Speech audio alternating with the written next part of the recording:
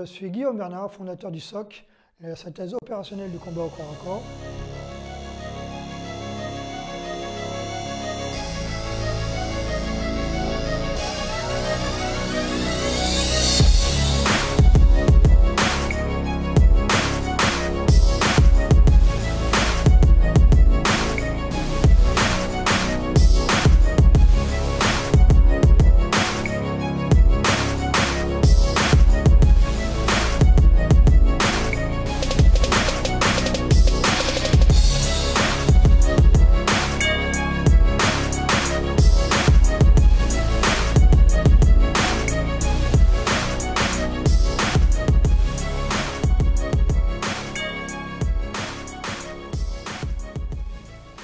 Donc, de par mon parcours professionnel, j'ai pu m'apercevoir qu'un certain nombre de techniques enseignées en club, notamment sur les techniques traditionnelles, ne sont pas du tout applicables en situation réelle.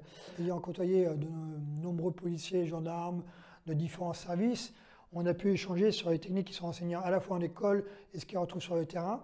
Et j'ai eu l'idée de créer ma propre synthèse, donc la synthèse opérationnelle du combat corps à corps, mélangeant l'ensemble des techniques enseignées dans différents corps de métier, pour les adapter au plus grand nombre de professionnels de la sécurité publique, mais aussi aux civils lambda, aux citoyens, à monsieur et à madame tout le monde, pour avoir une réponse la plus adaptée possible aux situations d'agression qu'on peut subir à notre époque.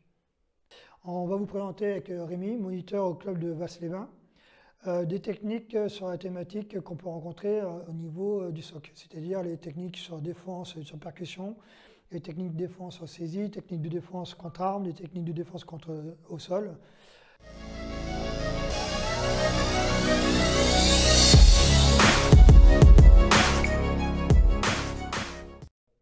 Rémi va donc nous présenter les différentes gardes qu'on peut retrouver au SOC. Au SOC, on a principalement trois gardes, la garde passive, la garde active et la garde au sol.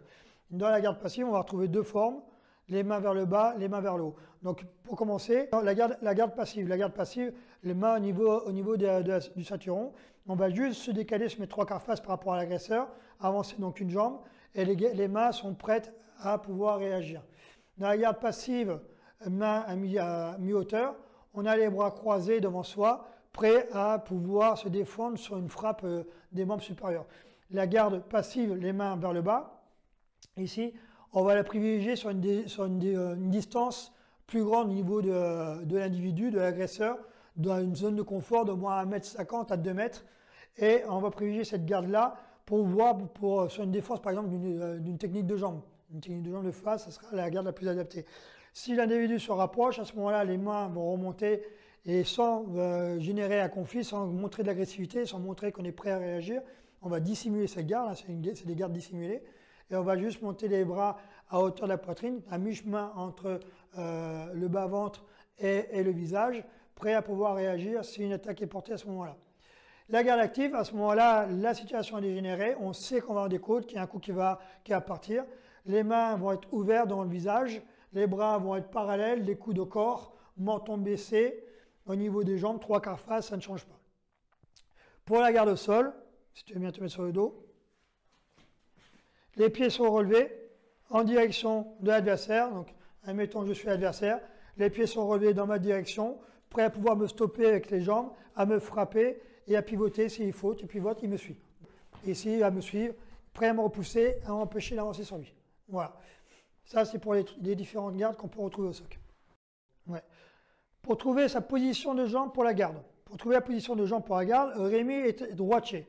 Donc, lui, il va se stabiliser, pied gauche en avant. Et pour trouver sa garde naturelle, il va juste faire un pas. Il va commencer par le pied droit, pied gauche et stabilise. Tout simplement. C'est un pas naturel. L'écartement entre les deux pieds, c'est à peu près la largeur de ses épaules.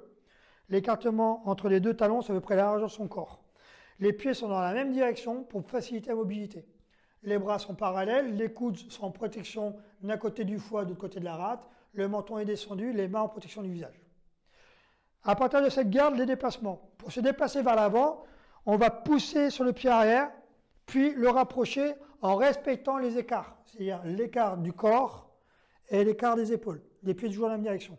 Si je vais aller vers l'arrière, on va pousser sur la jambe avant et rapprocher le pied au plus près du sol, toujours en contact, de façon à récupérer cet écart. Si je vais aller vers la gauche, c'est mon pied droit qui va pousser. Et si je vais aller vers la droite, c'est mon pied gauche qui va pousser. En avant, en arrière, à gauche, à droite.